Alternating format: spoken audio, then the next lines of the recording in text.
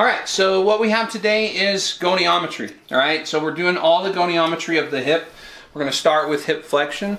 So just a quick reminder, when you do goniometry, you're running them through the range of motion first, making sure that they have that range of motion. So Karen, what I want you to do is I want you to flex your hip and bring it as far as you can like that, okay?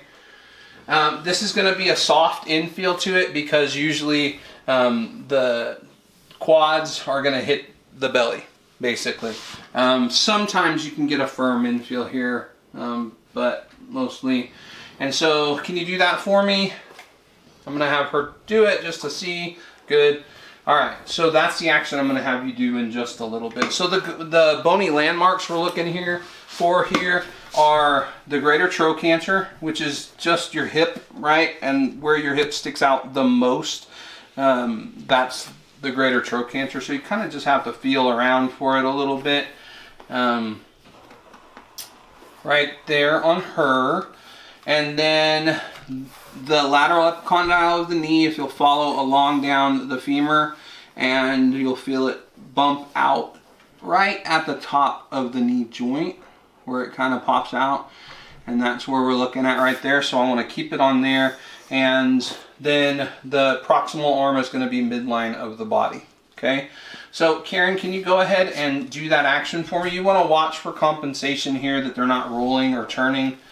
All right, so I'm going to follow this just a little bit, and go back down for me real quick, sorry. Oh, there.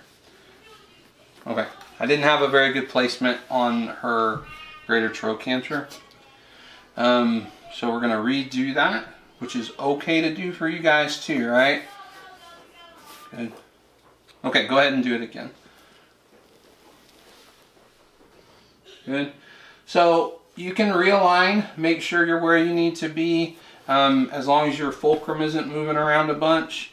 And that's as much as you can do on your own? I think so. Okay, that's fine.